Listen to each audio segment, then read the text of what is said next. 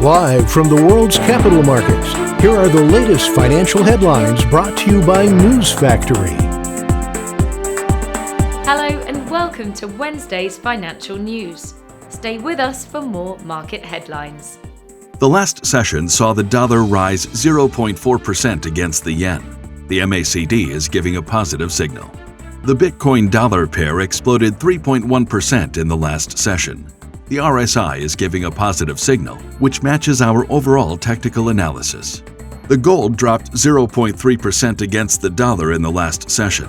The ultimate oscillator is giving a positive signal. The oil-dollar pair skyrocketed 2.0% in the last session.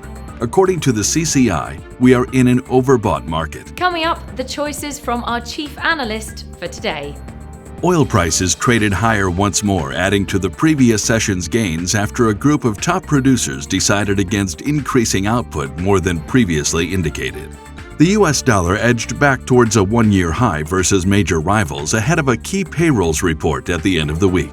Liquid Network, whose platform is designed to speed up Bitcoin trades and make them more confidential, malfunctioned and remained down a day later, the latest of several recent technical problems to strike the crypto space. Those were today's major economic events, and now moving on to world financial headlines.